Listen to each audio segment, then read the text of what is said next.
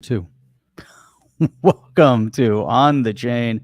This is Jeff here with co-host Chip. What is going on, Chip? What's going on, everybody? Tell you what's going on, Chip. XRP 0.589 by end of June. That's what we're talking about tonight. Ooh, huge. XRP. Big news on the war front. That's it.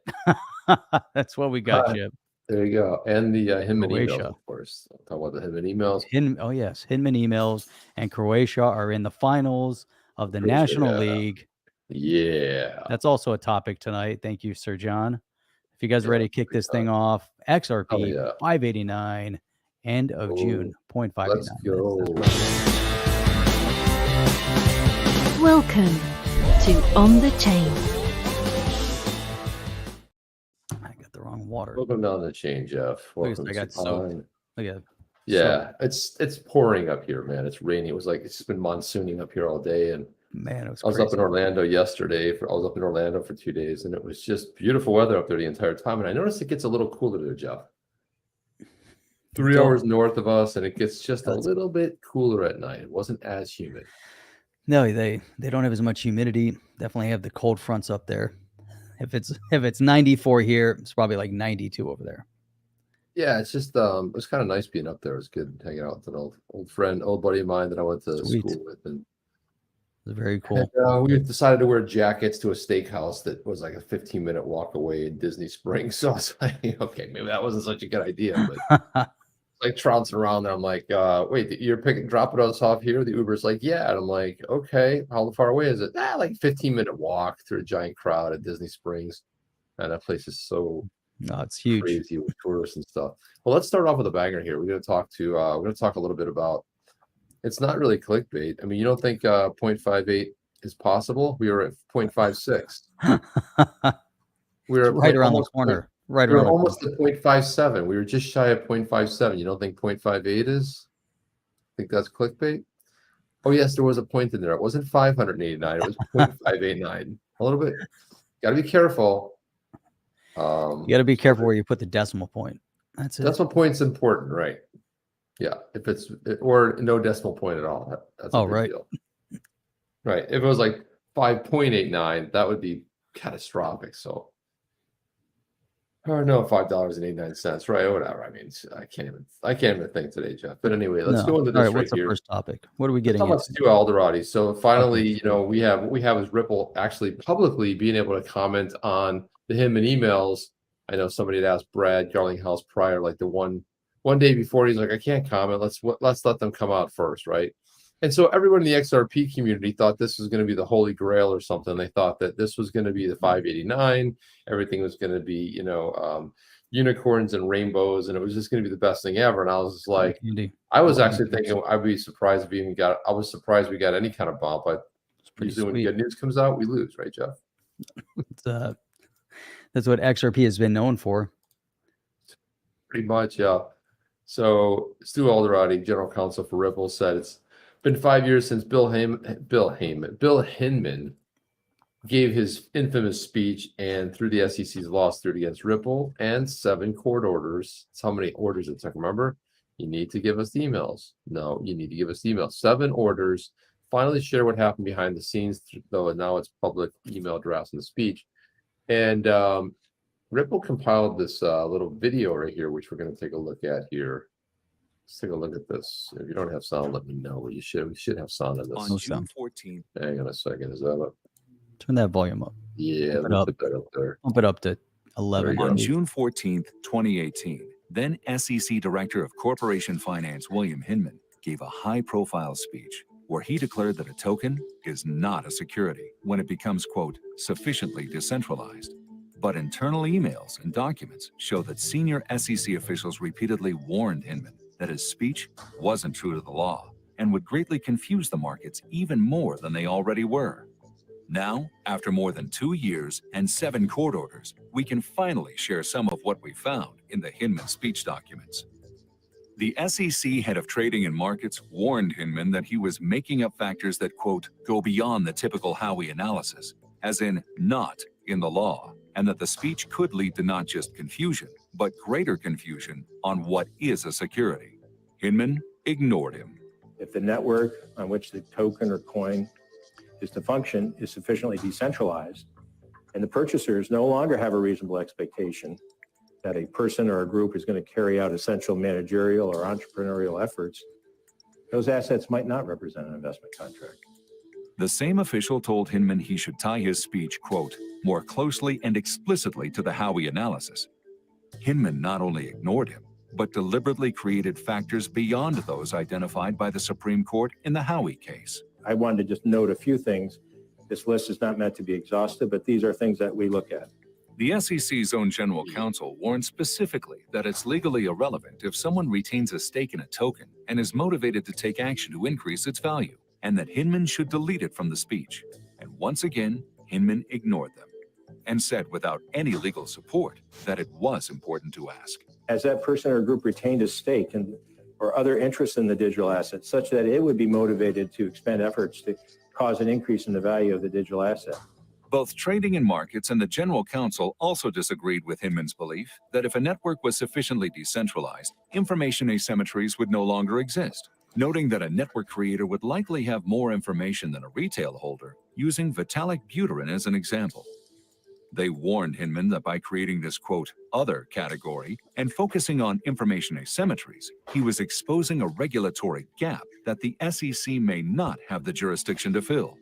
Again, Hinman ignored them. As the network becomes more truly decentralized, the ability to even to identify a promoter or to make the requisite, and someone that could actually make the requisite disclosures becomes in many cases difficult or and perhaps much less meaningful. On June 4th, Hinman wrote that he didn't see a, quote, need to regulate Ether as a security, and set up a call with Ethereum's co-founder Vitalik Buterin later that week to, quote, confirm our understanding. On June 11th, the SEC's own general counsel advised against including any direct statement about Ether in the speech because it would be difficult for the SEC to, quote, take a different position on Ether in the future. The next day, Trading and Markets wrote that the statements about Ether were, quote, likely to create more confusion. Hinman ignored all of them and decided to make headlines, picking winners and losers instead. Moreover, putting aside the fundraising that accompanied the creation of Ether, based on my understanding of the present state of Ether, the Ethereum network, its decentralized structure, we believe current offers and sales of Ether are not securities transactions. The emails show that Hinman knew he wasn't following the law. He knew he was making things up, and he knew that his speech would result in greater confusion in an already confused market. But Hinman went ahead with the speech anyway, and the SEC, despite knowing all this, touted the speech repeatedly. The SEC chairman himself pointed market participants to the speech. Bill Hinman recently outlined the approach that we take to evaluate whether a digital asset is a security, and I encourage you to take a look at Bill's speech, which is available on our website. The SEC knew the speech didn't follow the law. The SEC knew the speech would create greater confusion, and the SEC knew Hinman was making things up. So why is the Hinman speech still on the SEC's website? Why was it ever allowed to be given at all? And why has the SEC pushed a policy of regulation by enforcement, falsely insisting the rules are clear? Think about that, Jeff. Man, that was really powerful. And the thing is that it bleeds over from Hinman over into Gary Gensler, like almost like zero change in dynamic, right? But they're putting a lot of weight over on Hinman for the beginning efforts. Now, as we kind of continue things and we kind of go through to where we're at today, the messaging, the tone, it's gotten worse. It hasn't gotten better. So there's definitely a systemic issue going on at multiple levels of government, acting on their own chip. I think we've referenced this, multiple times over, that the unelected bureaucrat believes that they are the ones in charge. They're the ones that have all the power, and they're the ones that actually make the law. And they couldn't be further from the truth, whether, we're seeing, different agencies within government. And it's really, it's a shame to really see what's happening, that we don't have more integrity at these higher levels. And more than that, Chip, is that we have the elected officials are not holding the unelected bureaucrat to account. We have some that are talking and trying to pass the legislation to make some changes. Warren Davidson recently issued, along with Tom Emmer, some legislation to oust the chair of the SEC and make some changes on how that runs. There's only one little, fragment of government. And if you don't change all of it to reflect, how do you micro change just the SEC? It doesn't make sense. You'd have to change the structure of the CFTC. You have to change the structure of many of the different entities within government. But starting at that point, that was an amazing video. Yeah, it was well put together, and they were ready for it, right? They were just like salivating to get it out there. But I think another thing that it also highlights too. I mean, John Deaton did a great stream today. He had on Jeremy Hogan and Mark Fagel. He's a former SEC prosecutor. And he's also fought against, he's also represented people against the SEC. He brought a lot of great, colorful commentary, as did Jeremy Hogan and John Deaton. It was a good one.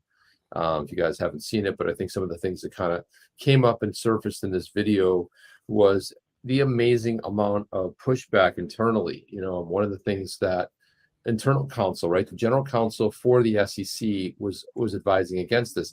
And what's funny, what this reminded me of is something that John Deaton had pointed out, which was that John Deaton was meeting with Simpson, what was his lawsuit? Simpson Thatcher. But anyway, his lawsuit, his Bill Hinman's former law partners were part of the Ethereum network, right? So there's like such an impropriety there. And the fact that he was fighting to give this clarity, if you will, so much so that he was going to have a call with Vitalik Buterin to get his opinion. It's like, hey, is this decentralized? Oh, yeah, it's decentralized. He's probably wearing some weird outfit. It's something he was telling him, yeah, it's definitely decentralized. What is he going to say? I mean, like, you're going to, but you don't ask any other market participants. You don't ask, what about the other top 10, digital assets? So what's troubling for me is the fact that he was advised, again, from internal counsel, from meeting the improprieties with getting the people from his law firm, because it just wouldn't be a good look. And he went and did it anyway a couple of times. He was told in an email not to do it, right? And what do we see here that happened here? Hinman, this is what kind of really cements what John Deaton and what so many internet sleuths have been saying on crypto Twitter, Jeff, is that it just looks and it smells like, if it looks like a duck, smells like a guy. This reeks of just corruption. And the reason I bring that up is because he was told not to do it. He was pushing forward. He had an agenda. His former law partners were representing, Ethereum, the part of the Ethereum alliance. And on the front side, he's being told, don't do this, it's going to cause market confusion. Don't say this. There's going to be all kinds of trouble. You're not adhering to Howey. You need to be more faithful to Howey. And the outcome of the Howey case, ignored it all. Not like, well, let me revise this a little bit. Maybe I'll take this piece out. Ignored all of it. And so Bill Hinman has this I guess you could call it a trend. It's his MO, right? He continues to just do his own thing, and he wants to go ahead and sort of follow his own heart. And I think it's really troubling, Jeff. And and back in this statement, right, right here's the head of trading and markets, and said because the list of factors is so expensive or so extensive and appears to include things that go beyond the typical Howey analysis, we have concerns that might lead to greater confusion. What's the security? Hinman's like, who cares? And then TNM also advised him to tie his new invented factors more closely to explicitly to the Howey analysis. Nope, just mentioned that. Doesn't want to tie it to Howey. Then the Office of General Counsel and TM both called this legally irrelevant and had the person retain a stake or other interest. And it was so funny. What I liked about that video was they talked about what they advised and he direct ignored it and put it in the speech, right? And the whole idea, and this is the part that's the most troubling of all, Jeff. When Hinman says in his speech, and I'm paraphrasing, it's my understanding that when it did start out, he alluded to like the ICO, right? They collected money up front a year before they actually released it, right? So they did collect that, but it was his understanding that if a digital asset becomes sufficiently decentralized, it's no longer, considered a security. Well, the digital asset's really never going to be the security. It's the way it's packaged. The scheme it was an ICO, and that was what made it with the anticipation of a profit by others called the Ethereum Alliance. So this whole thing, Jeff, it has like a bad smell to it. And everybody was calling, you had Charles Hoskinson saying, you guys are conspiracy theorists. But guess what? These emails prove all of it was true. None of this was made up. It's what we've known for a long time. But it's good to see some finality in it. Yeah, so there's some good commentary coming from everybody out there. We've got Alchemist. Well, much to my surprise, the emails were released. Astonished, but price goes down. Not so astonished that the SEC's malignant, toxic corruption tanks the price. So that's one part of it. Then Alchemist Hinman takes a victory lap next week, I think, getting paid for corruption. And so imagine, that's the sentiment that people are feeling, what people are seeing. Fernando, unelected bureaucrats destroying the world, very WEF style. And then we had Sergio, Hinman emails are the bomb. Now we all know about ETH corruption. The SEC internals didn't consider XRP a security. It's a mega bomb that should make XRP go to $1, but Ripple doesn't want that. Now, what do you think? That's an interesting commentary. There's a lot, the corruption, the suppression of XRP, and now we're seeing it go beyond this, though. This is just one fragment of it, Chip. And I think one of the things that we've referenced, that Brad Garlinghouse referenced, is that the lawsuit against Ripple was just the beginning. He was at the front of the line. He was on the front lines fighting this toxic mess that is the SEC. And so now imagine they're over there on the front lines while everybody that's supporting and coming out and saying that the SEC was corrupt, like you said, were called conspiracy theorists. And now that it's all ringing true, look where they're all going. Now they're coming after everybody. So what say all of them? And that's what Jim D is saying. This statement, you're a conspiracy theorist, should now be taken as high credential compliment. And that's pretty amazing. I mean, think about that. Well, Jeff, you know what they say the difference between a normal person and a conspiracy theorist? About 6 months. That's about, in this case, it was about 2.5 years, but at some point it comes out, and it's like, if you do enough digging, there was a lot of speculation around it, but there's a pattern. It seems to be Bill Hinman's MO. Advised not to go meet with former, law partners. And he's like, blow it off. It's not a good look. You shouldn't be, interfacing with this. And he's like, well, and he made jokes about it. And this is how these so-called unelected bureaucrats, this is what they think of you. They think little of you. They don't think any of you at all. But it sounds to me like he's just trying to get favoritism towards their client. And then he went back and rejoined that thing. Now, what is interesting, one of the things noted inside that video was that there is the speech does exist, the Hinman speech. By the way, today is the 5-year anniversary. It was given 5 years ago today, June 14th, 2018. And here we are, 2023, 5 years later, and finally it gets exposed, and all the different hands that it went through and people that looked at it. But it's just I think it was revealing. I don't think one of the commentary that came out of the John Deaton video earlier today with the 4 attorneys that appeared there, where that there wasn't necessarily how it's going to help the case or not. But Jeremy Hogan weighed in and had a really good point. One of the things he said was, because I think it's Mark Fagan, I have to get his name right. I mean, gosh, I don't remember it from 100%. I think I did make a little clip of it here. Let's see, what was his name? His name was John Fagel. Sorry, I'm saying his name. Mark Fagel. Holy cow. But Mark Fagel, who was a former SEC, wasn't even close, Jeff. Mark Fagel, who was saying that, well, it's probably not going to have anything to do with the fair notice. And Jeremy Hogan sort of weighed in and said, well, the difference here is that, when it comes to the fair notice, is that there was regular meetings and there was a lot of disclosure by Ripple up front as far as what they were doing. So it's not like, because a lot of times, and the point that Jeremy Hogan, again, I'm paraphrasing, you guys will say, well, we didn't say that exactly, but paraphrasing from my understanding, what Jeremy Hogan was getting at was that sometimes people will be like, "Oh, I didn't know the law." Well, ignorance of the law doesn't make it your actions, not, I guess, subject to any sort of a fine or understanding. But this was a scenario where they had some fines back in 2015. The CFTC was involved.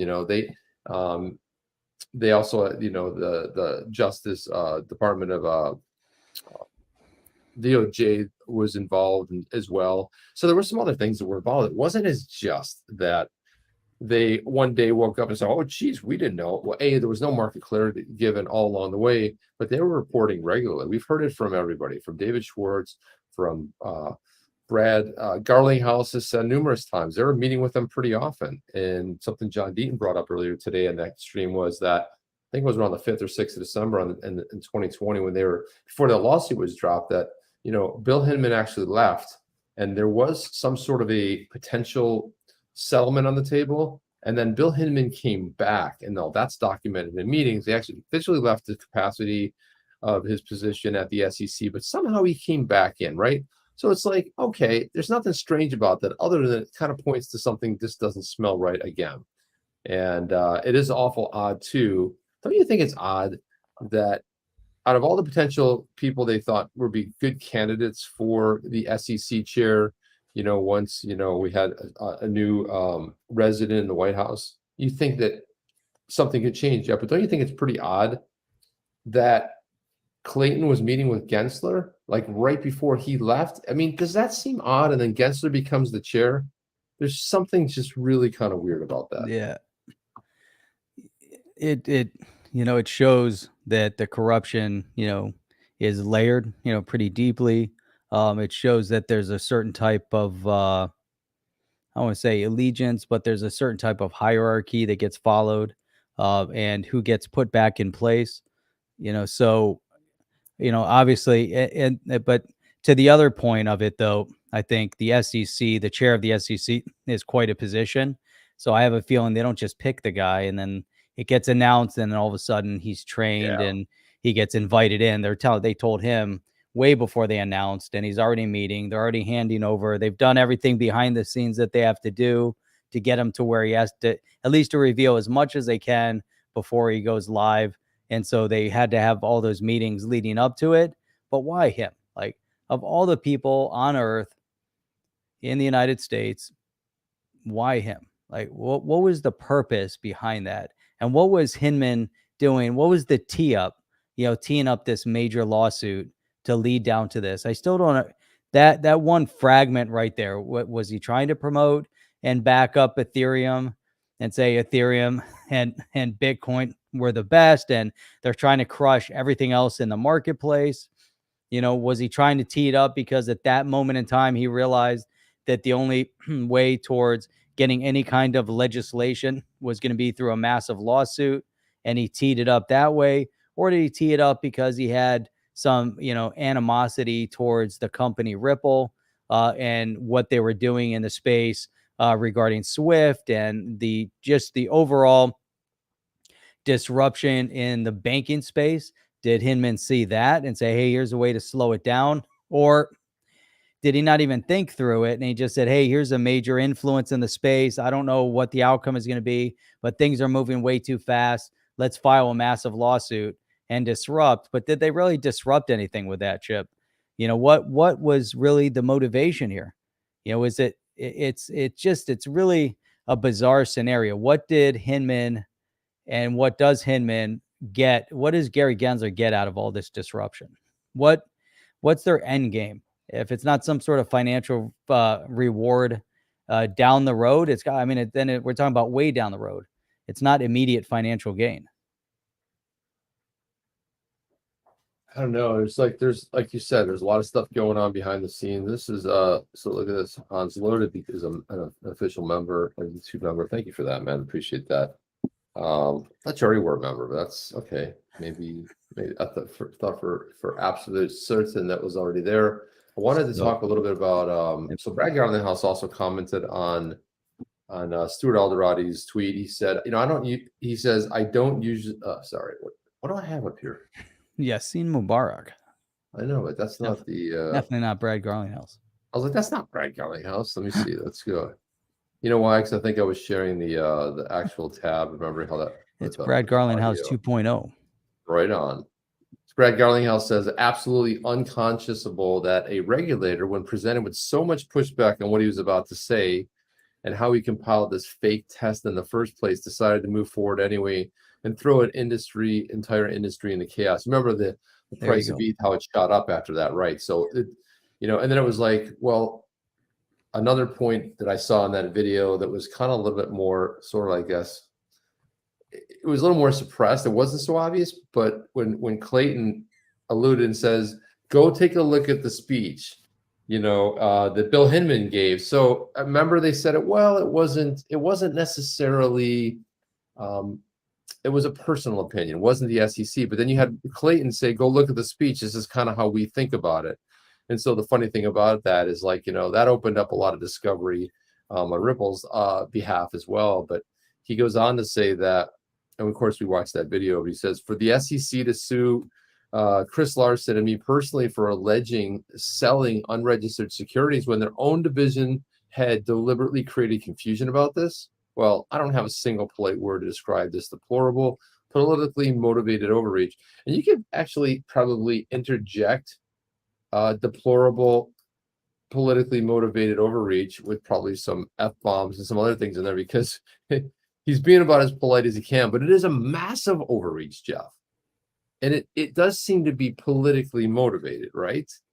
Well, massively politically motivated. But that's something that we had said, right, even way back in the beginning when this all started. We said that there was a political element to this. When the lawsuit dropped, there was something more motivated to slowing down, detrimentally impacting, or getting Ripple to cave to external pressure. Maybe they thought that Ripple would step to the table and settle immediately. Maybe they didn't anticipate the war chest and the long game. Maybe they figured, hey, we're going to come out after you and you guys are just going to bend over and that's going to be the end of it.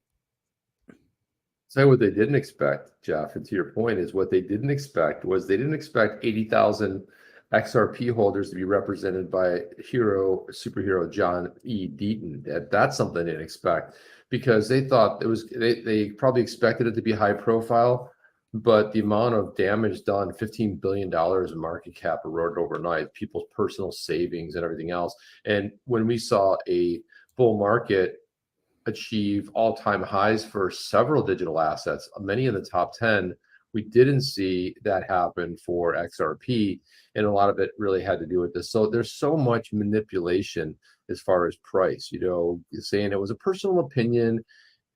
I think where I'm more shocked about is that how much internally was weighed in by several groups, especially the general counsel over there internally, saying, hey, this is a bad look. This is going to be, we shouldn't talk about it like this. We should be faithful to Howey.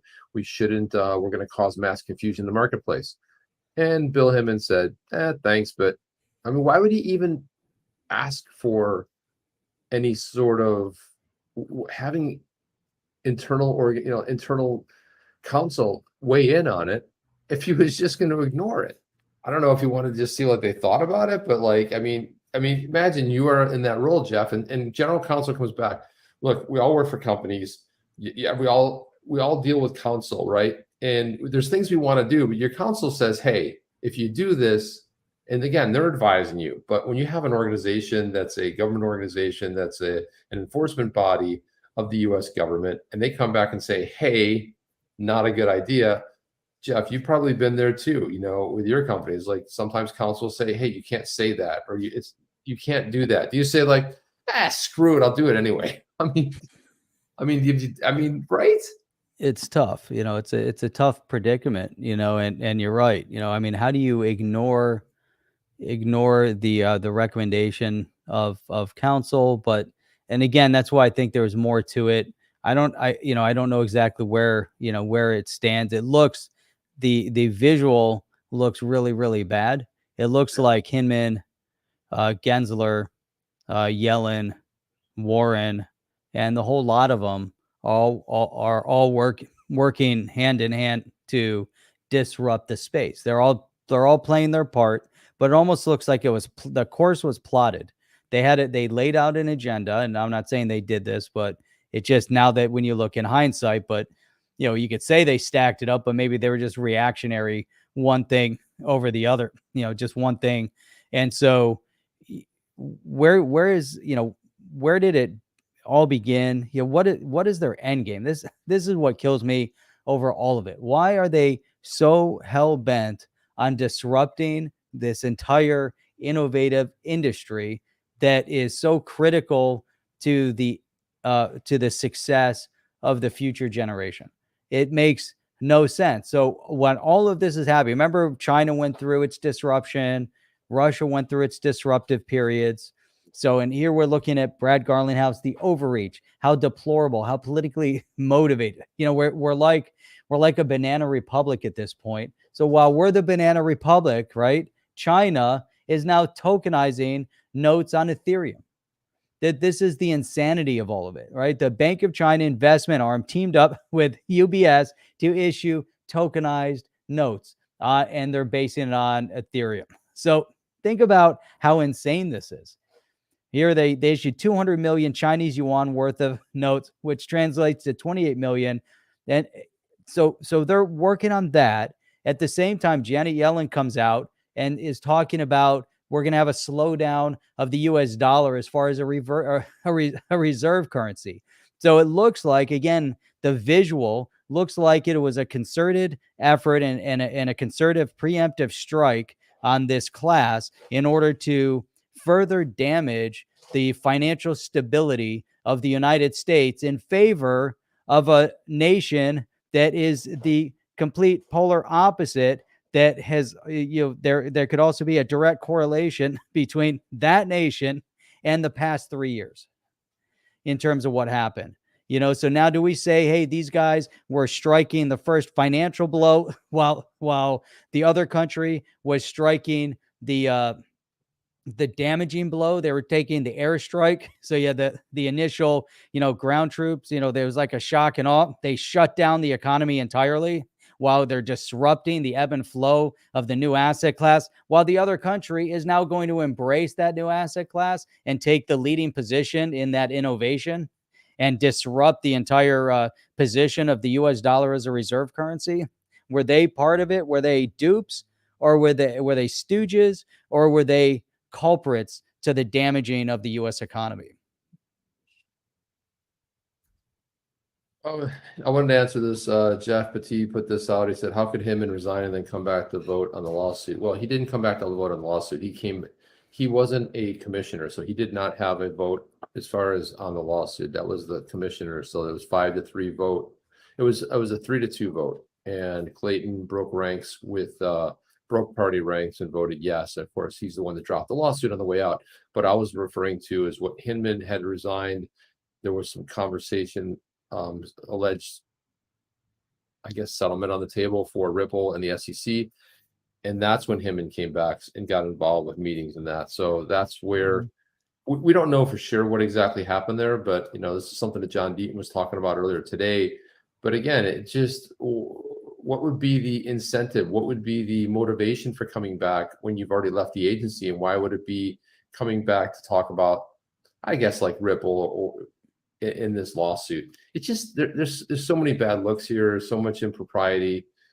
Just to kind of finish up this with Brad Garlinghouse, he goes on to say that seeing the depth of which the SEC is essentially, hang on, so there we go, to which the SEC has essentially weaponized the lack of regulatory clarity through enforcement actions. Since the speech was given, it's no surprise that we can all call bluff on their claims to just come in and register as nothing but in bad faith. And so much has gotten exposed in this. And again, I think the SEC didn't expect this. I don't think they expected any of this. I mean, I don't think that they thought that any of this was going to actually happen. But again, they didn't count on investors saying, I'm sick and tired of this, I'm going to fight back. And it wasn't just local too. It's like, we're talking worldwide. But when you start messing with people's wallets, when you start messing with their money, people tend to not like that. And when you wrote $15 billion, and it's more than that. I mean, the damages, and then all of a sudden, a lot of people had their, their 401ks and XRP, and all of a sudden frozen, right? And even if we had a price pump, suppose they did that at like when Ripple was 0.15, and then when it's gone up as high as $2, almost 180 or something like that. But during this, over the course of this lawsuit, their funds are frozen. So you basically you've handicapped somebody with access to their own investment money, that they, with their own hard-earned money. And this is wrong on so many different fronts. And now what we see happening with the Coinbase lawsuit and what's been weighing in there, it's been somewhat good to see. I know a lot of people have their thoughts about Coinbase, but look, bottom line is there has to be unity in fighting this corruption across the board. And with Jeff, what you said earlier too is like, there's absolutely if there's a target on the back, it's on the back of crypto, right? And all the players are aligning to make this happen. It's just incredible what's going down. John Deaton commented on that last couple tweets we read of Brad Garlinghouse. He said, in my opinion, Ripple's CEO is showing great restraint here, because after a 2.5-year investigation that he was personally sued, and again, a non-fraud case where it was alleged that he was reckless and not knowing XRP was a security in 2015, when SEC enforcement lawyers themselves could not determine if XRP was a security in 2018 when they wrote the XRP Memo, while also considering that those same enforcement lawyers were allowed to then own or trade XRP up until 2019. But no, it turns out that Brad Garlinghouse was reckless. And let's not forget the fact that despite the fact that he and Chris Larson provided the SEC with evidence documenting every single XRP sale they've ever made, the SEC is still attempting to bully and intimidate them by seeking every bank and credit debit card transaction they've made over the last decade. Judge Knepper, of course, shut that gross overreach down, but I'm not sure I could be so politely stern. And that's a good point. And Waza says, well, just imagine what Waza would say. And I can imagine what Waza would say. Like, we'd have to beep the hell out of it. We'd have to beep it'd be like every other word would be beep, beep, beep, beep, beep, beep. So yeah, that would be that. I can only imagine what Waza would be saying in that regard. Did you have something to pull up there, Jeff? I think we're gonna. Yeah, I'm going back. I'm just kind of pulling up ideas that are being floated out there, and it's interesting because we kind of see along the lines of where Gary Gensler is standing, just what we were talking about, Elizabeth Warren, the outright attack on the crypto space. So this kind of came up, and I was looking at this article. David Sachs, I believe that he's a CEO, billionaire, or he's an entrepreneur, worked with Elon Musk. I think he was one of the co-founders or something with PayPal. Do you know exactly? I was trying to look it up. So David Sachs, let me look here real quick. Co-founder and partner at Craft Ventures. Let's see, he worked as a COO and CEO of anyhow, guy's got a super long track record. I was trying to find what he was doing with PayPal, what his involvement was. But either way, it doesn't matter at this point. So the way the article is being spun at Forbes, that he's claiming, they're saying without evidence that SEC Chair Gary Gensler and influential U.S. Senator Elizabeth Warren have formed an alliance to destroy crypto in the U.S. Now, I look at this little statement, and it's on Forbes. We know that Forbes is kind of more of a comical type of news source many times, but he's coming out with something that's very clear, and it's seems very obvious that the chair of the SEC and others, representatives within Senate and Congress, are directing an attack to disrupt. I don't want to say they're outright trying to destroy it. They may very well be trying to destroy it, but Chip, they're definitely trying to disrupt it. And, it's just interesting how, media is going to try to spin, this narrative like it doesn't exist. Like, they're going to try to make David Sachs, like he's crazy. He's the quote unquote conspiracy theorist because he's claiming without evidence, but it's very obvious because right in our face, right to our face, they're coming out and acknowledging exactly what they're doing. But yet the media is going to say, no, that's not how it is. You guys are crazy. Yeah, it's something. It's interesting, and John Deaton goes in a little more detail about this XRP memo, because this, again, it's kind of something that was discussed earlier in the in his stream today. What's important about the meeting on August 18th, 2018 is that on June 13th, 2018, Clayton and Hinman received an XRP memo analyzing XRP under Howey, and had the memo concluded that XRP was a security, you would expect Hinman and Clayton to respond to Brad Garlinghouse's purgatory comment with, "We didn't give you clarity in the speech with ETH because XRP is a security. We had our other people did a detailed analysis, and that's what they found." Or just say, "Brad, XRP is a security. They didn't have to stop selling XRP, Brad, because you're violating the law." And when you think about the fact that this whole memo right before this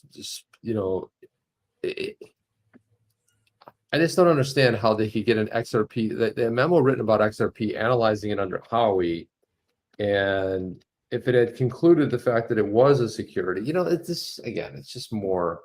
It just goes to show you that thank God, we have access to more details of what's going on behind the scenes, because it really reeks of massive corruption. There's a lot of corruption in house. We know what's going on, Jeff. It's not anything new. There's always corruption going on inside the government, but in this case, it's just it's a little more blatant. Well, it's blowing up all around us, and then they're not being held accountable for it, which is really upsetting. The cart, and it might not be now, but in a generation, things are going to impact the other side detrimentally. You can't continue down a path of fraud and deception and deceit for too long. And when it reaches to all corners of government, at some point, people are going to stand up. And right now, people are standing up. It's just the voices aren't loud enough. 2024 comes in and passes without people standing up and without the right outcomes. It's the things are going to fester even further. At some point, though, the pendulum swings back.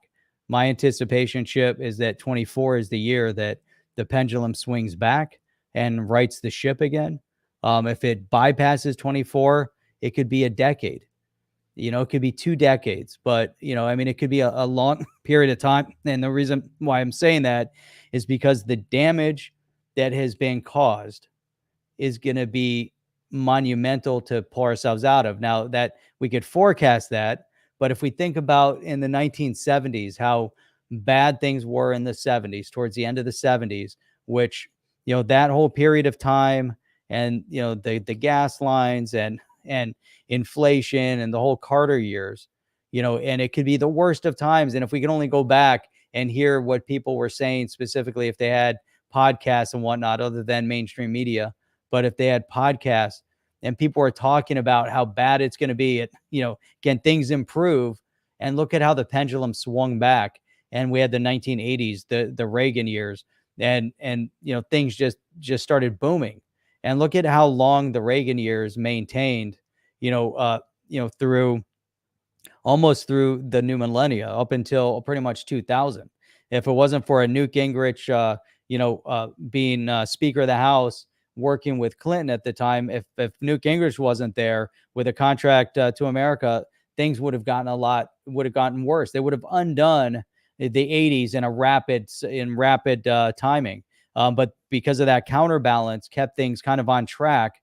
And then, obviously we know what happened after that, into 2000. But there's going to be ups and downs within the economic well-being of in general. But this, Chip, this is, where I think we all feel kind of unsurmountable, but it's got to change. It's going to change, and it's changing. If you look across the board in this country and other countries, the momentum, the passion, the realization that people have been lied to incessantly, not just by the politicians, but by media, not just by big corporations to fill their pockets, but the very ones that you're supposed to trust, going down to, the healthcare system. How is it that the healthcare system lied to us to the point where, they gave misinformation and passed off, fraudulent medical, medical opinion. Why is it that, they're trying to dismantle our financial infrastructure? Why are they targeting retail investors? The questions go on and on, but this is the cesspool of corruption that we're seeing in front of us. But the people in general, the people at large, are fed up, and that's what's going to end it. That's the change. That's the decentralized nature of everything. That's my. It is, and we had somebody who was a businessman show up, and put the country in a better place, renegotiate. For the first time, the U.S. government has woefully been one of the worst negotiating bodies ever. They go negotiate and they get their ass handed to them every single time. Where I always felt you bring a business guy in, whether you like Trump or you don't like him, you can argue against policy, but you can say, well, there's a lot of baggage and he sent mean tweets. Yeah, but he was throw punched 24/7 a day, right? By both parties. Both parties, at some point kissed up to him. The Republicans more so than other, but you saw exactly when once that ended, you saw where the loyalty lied. They were just completely disingenuous, especially the ones that kissed his ass the most, turned out to be the biggest liars. And that's what you're going to expect a lot from government. That's what everybody expects from government. It's all fake. It's all phony. But I just, if you want to have a policy discussion on some of the trade deals, the North American trade deal that was renegotiated, the fact that there were tariffs being put on China and money distributed to American farmers, there's just a lot more policy issues. But what I say is, like, if you want to see, when you're going ahead and you're going to have your opponent arrested, this is Stalin-esque. This is going back. You want to look at the political figures of their time who had their political opponents arrested on these, trumped up charges. I shouldn't say that, excuse the pun there, but, on these ridiculous charges. And what does it tell you? It tells you exactly when you have both parties rallying, when you're a president and your entire presidency is hamstrung by both parties trying to take it down with just misinformation and hoax after hoax and fake impeachments.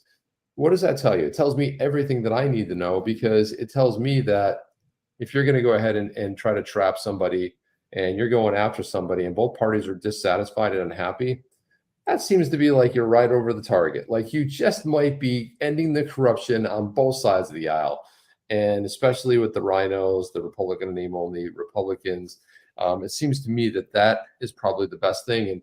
And we just had Francis Suarez, who's the mayor of Miami, who we all know has been pretty pro Bitcoin. We have Miami Coin, which is Miami's own digital asset token that's been pretty widely successful. And we have yet another GOP, which is the Red Party, the Republican Party, entering the race in a very crowded field already. But a lot of people are like, well, let's vote for him. I'm like, well, yeah, you could vote for him, but I'm going to look to the guy that both parties dislike. I'm going to look to the guy that causes the most fear and loathing, because if you let that guy back in, goes in and finishes the job, and we start taking back control of and start just getting rid of these three-letter agencies and everything that's happening out there, there has to be some control. What Jeff, you just said about the whole decentralization is the most massive threat to politicians, to their so-called power. They think they're these powerful creatures. They're supposed to represent you and I, we the people. They just represent themselves. They might go there with good intentions, but at some point, most of them become pretty flaky. They line their own pockets. And this decentralization shows that we don't need you as a representative anymore. This isn't the 1800s anymore. We don't need you. We don't need them. And that's a solid point. And I'm looking at so much of this. So the trend of this. So again, things don't happen in a vacuum. It's not just one. It's across the board. It's a systemic cancer that you have to try to nip it at the bud. But sometimes you need a shock and awe remedy to get rid of this systemic cancer. But I look at what's going on over here, and here you have another U.S. lawmaker, right? So you have And I get it. If we want to have positive outcome with crypto, it's going to have to be bipartisan. It has to be, right? You can't have a uniparty try to pass legislation and then get a positive outcome. You're going to have multiple people, multiple different opinion sets coming together and coming up with something that's going to work, across the board. However, how do you have a bipartisan conversation when you're dealing with people like Maxine Waters, right? And her mindset is so corrupted based on whatever her own agenda is that she won't see. Yeah, and she was the one blowing kisses to Sam Bankman-Fried. We know that there was some sort of an affiliation going on because Sam Bankman-Fried was the only quote unquote leader in the crypto space that the government invited to give them advice. Why the fraud? Why did they invite that character that was in charge of FTX, the biggest fraud of all? Why did they bring him in? Why did they want to back him? But here's Maxine Waters. You think about what their thought process is, right? According to Maxine Waters, granting crypto firms provisional registration under a proposed framework could reward bad actors with a get out of jail free card. Could you imagine? They want to give them a provisional, right? What's her name? Commissioner. She wanted to, give that period of time, and so here you have member of the U.S. House Financial Services Committee met to discuss. Remember, she was obviously the head of it at one point. She met to discuss. Maxine Waters is the head of the FSC. Clarity for the digital asset, with some invoking recent legal action from the Securities Exchange Commission. Of course, they're going to reference it because they're against it to begin with. In the June 13th hearing of the committee, ranking member Maxine Waters said Democrats were taking a serious and thoughtful look at proposed framework introduced by Republicans, BS, on the regulation of digital assets.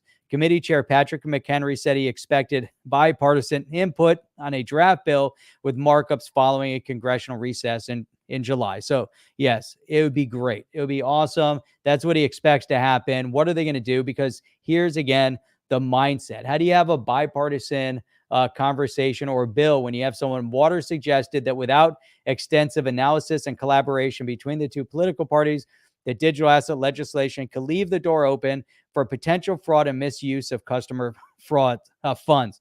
Now, how does one reflect to the other?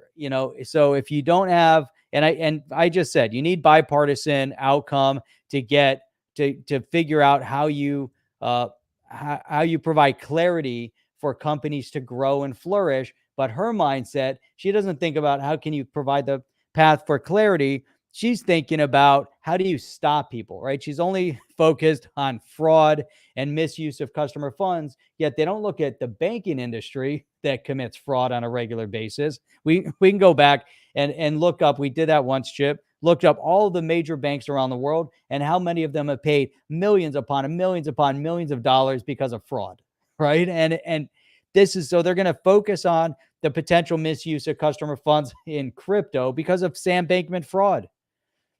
Why don't they do their job and just go after Sam Bankman-Fried and FTX for corruption instead of trying to destroy the entire industry, the infrastructure of everything? Look at this. I'm particularly worried that the Republican bill would allow crypto firms that are currently being sued for violating our security laws to continue doing business through provisional registration. The bill appears to halt any enforcement actions by the SEC against crypto firms, even when they have committed fraud. This provisional registration could reward bad actors with a get out of jail free card. I mean, how are they supposed to sit down with them, Chip? How are they supposed to sit down and have a conversation? I don't even know. There's no fraud alleged in almost any of these cases. None.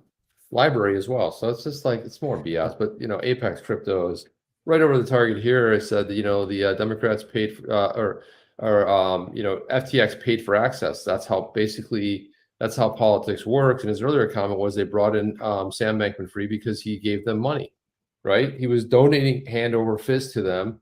And that's kind of how it is. That's exactly how politics works. It's like you pay for play, you pay for access. I wanted to go to this comment from Alchemist, and let's have a conversation here, Alchemist. Oh Lord, you're so desperate when you start thinking orange fake tan man will save you. Well, Orange Fake Tan Man was the one that had the Russian hoax, the fake impeachment, the bank hoax, right? Hillary campaign paid for it. Gary Gensler was the bag man for the Hillary Clinton campaign. He was the one that wrote the check. He also was the one that wrote the check for the fake Steele dossier, and that was that came out recently. So what are we talking about here, right? So you hamstrung a president, and basically you had the Mueller, what was it, Mueller? Yeah, the Mueller report, right? Mueller had a fake investigation for, and it turns out he had like some kind of a mental handicap going on there. He was testifying in front of Congress. He couldn't answer one single question about it. They dragged that on for 2 years. So fake investigations, all these things going on. Why is that? Ask yourself the question, why? Why are they trying to take a person down? Because trying to expose them, right? Trying to undermine them, saying a global campaign slogan like drain the swamp. This thing is so deep and corrupt. And the U.S. government is about as corrupt as they come, and may trump almost any other type of government. So go ahead. Hang on. I'll put this back. Come on, Alchemist. Give me your best. Give me your best. If you're so well-knowing and you just really are the smartest person in the house, go ahead. Who's going to save us? Is it Mr. Joe Biden? Is that the one, the resident in the White House? Is that the guy? Tell me if that's the guy, right, that single-handedly wrecked the economy. The reason they're wrecking the economy is because they think they're going to put their green bill in. What they don't realize, that's never going to happen. This whole idea with the U.S. dollar losing its footing is all by plan, but they have a different plan. Unfortunately, their plan, along with WEF and China, is probably not going to work out so well for them. So let's see what you got. Let's see what we have here. Yeah, orange. Here we go. Here. So Mark Smith and Orange Fake Tan Man gas $1.87 a gallon. It was horrible. I hated it. I hated every minute of it. It was 1.5%. And then now we're supposed to believe the fake numbers that I keep seeing this touted by everyone. Inflation's down to 4%. That's great. Then why are we still paying 7% mortgages if that were the case? I know there's no basis hike recently, but why aren't they bringing it down if that was real? Okay, but that's not real, because when you look at food, you look at clothing, that's 9, 11%. They're cherry picking what they want to look at. And every administration does this. This is not unique to the Democrats. The Republicans do it too. They all make them do, they all sort of do what they can, and they release the job numbers and look at record job numbers. And then all of a sudden, quietly on a Friday afternoon, 2 weeks later, they revise the numbers, and gosh, it was 75,000 more than we said. It turns out that we were wrong. Again, they all do this. So I'm just waiting for look at the savior, not me. Fake Tan Man is your king. Who's your king, Alchemist? I'm looking at the person who actually, for the first time in history, at least in my lifetime, that was a non-politician that went in there and accomplished what he actually said he was going to do versus all the other campaign slogans.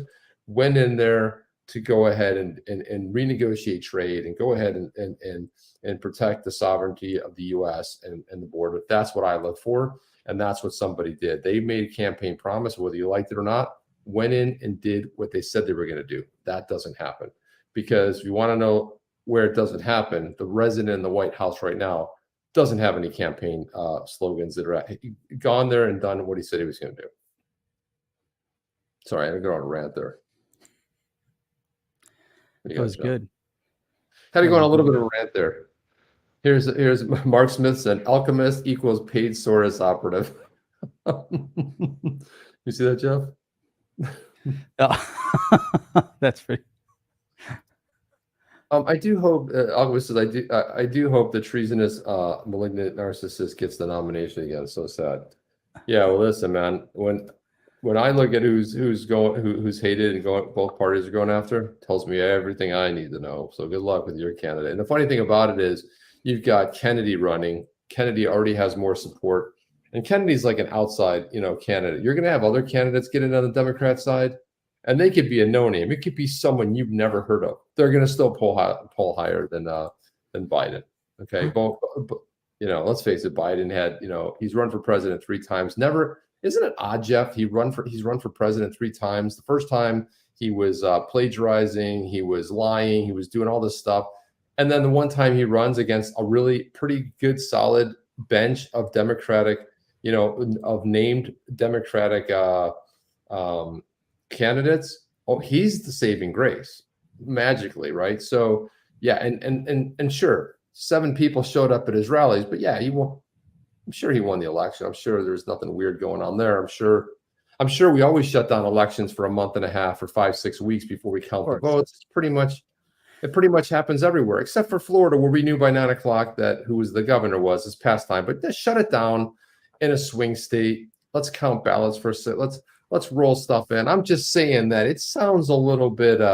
If you believe that, I've got some amazing swampland to sell you in Florida, man. There's so much of it here. Alchemist, you'd probably love it. Buy some swampland with alligators. Alligators are pretty cool, and are the pythons. Yep. Apparently, the pythons are eating everything. Is greater than Trump on crypto. Yeah, but DeSantis isn't even polling. So yeah, the problem, I think across the board though, and Alchemist, yep, brought it up, but he was saying that Trump was no better than Biden on crypto, and I have to disagree with that, not because of what Trump did, but because of what was happening during that period of time. I mean, there was pretty much no action taken against crypto during that period of time. It wasn't until the very end, right, almost right before the new administration was coming in, is when the lawsuit was dropped by Hinman and handed over to Gary Gensler. So that whole setup. But up until that point, there were no action. The SEC wasn't taking major action against crypto. It was almost relatively silent. We didn't hear a lot of things going on regarding crypto coming out of government. We saw the media. We saw the media hype in 2017 and 2018, relatively quiet. And then the major onslaught against crypto has happened under Chair Gensler. It happened under Biden's watch. So can you say one is up? Individually, I don't think either one of them really had any passion about crypto specifically. However, the administrations themselves speak volume in terms of the messaging and the tone of what's happening. And if Trump came out and said, "I love Bitcoin," how do you think they would have positioned Bitcoin? It would have been like the worst thing ever. It would have been the worst thing ever, right? So I think we're going to end on this note. But Oscar says this. He says, the only one that can save us is Hillary. Hillary and Warren running together. Just imagine, no more racism, no more bad things. I mean, it's just it would be awesome. It would be awesome, man. What a great observation, Oscar. That's a really good one. Well, let me put up Uncle Fester's, because that kind of caps the messaging right there. The best thing any politician can do is nothing. Just leave the people alone to govern themselves. Yep. Now, could you imagine that? They're supposed to be our representatives representing our truths. So unfortunately, that's where they leave us. It's an awesome show. You guys are awesome. I love all the commentary. I'm so happy that Alchemist is back. There was this hiatus where he was gone and missed him. Chip and I talked about it all the time. We need that voice. We're missing Alchemist, man. We need a counter voice. We need somebody that thinks differently. We want to hear from everybody. We want to be able to hear everyone's opinion, but especially a counter opinion. I mean, Jeff and I usually lockstep on stuff, so it's good to have that. I think we can do that peacefully and have this peaceful discord. And I know that I see it in the chat too. There's no name calling. People are disagreeing with each other, but that's kind of how we should govern ourselves. This is Alchemist's safe space right here amongst all of us. Goofy. Yeah, I don't know. He keeps coming back, but we'll get Alchemist on the show. We'll have a real. Oh, that would be awesome. Alchemist, would you come on the show? How cool would that be? How about blockchain robots for president? There you go. It says it right there. So there you go. That's it. So that's all we have, guys. We will see you. Ran over. And by the way, when is Donald's coming on the program? The 21st. And that's coming up. I know I had the 21st emblazed on my mind, and I kept thinking the 21st. So Donald's coming on the 21st. I got to reach out to him before the end of the week to confirm. But Byron Donald's here with us on the chain. That guy's amazing. He's on the other coast of Florida. We're on the East Coast. He's on the West Coast of Florida. I'm looking forward to bringing him on here. It's going to be amazing. Trump will be on. Yes, that's right. That'd be awesome. Come on to come the on. show over Yeah. here. An alchemist can ask some questions. Appreciate all you guys. You guys are amazing. The best and the brightest in this entire YouTube crypto space. And like Apex Crypto said, I like OTC because Jeff and Chip are always respectful, even when I disagree with them. One of the best channels. There you go. You heard it here first. You heard it from Apex. You heard it from Alchemist. That's all we got, Chip. Just didn't say that's nice, but I like the way Apex put it, right? It's a little bit, I like the way you spun it a little bit better, but it's all good. No, in the end, it's all good. So it's all Big crypto. Awesome. Trump's a huge fan of OTC. That'd be great. I don't know why we don't have Trump on this thing. Let's get 30 minutes of Trump. I mean, we just got to keep escalating through the ranks of keep building the portfolio. We'll get him on here. We'll talk about all kinds of things and Talk about everything. that would be good. Hey, listen, anything's possible. I think getting Trump on here for 30 minutes, I think is very good. I think it'd be better if we go to Mar-a-Lago and interview him in person, Jeff. That's my thought, but I'll be happy to get That'd be him on here. sweet. I'll put out the message. Knows anybody's like thinking out there and has some poll or can go ahead and there it is, Byron Donalds. That's right. Yeah, for sure. It's gonna be awesome. But yeah, It'll we'll be keep amazing. doing it. And Byron Donalds, I mean, I would just an amazing voice in politics and true to spirit too, you know. It's going to be so fun. And he really took Gary to task in that last hearing, man. It's just really, we'll have to play that on here as well. But that's all we got, guys. We will see you on the next one. Chip and Jeff out. See you guys.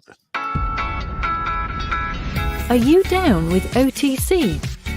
Please like, subscribe, and click the bell to be notified when the next video drops.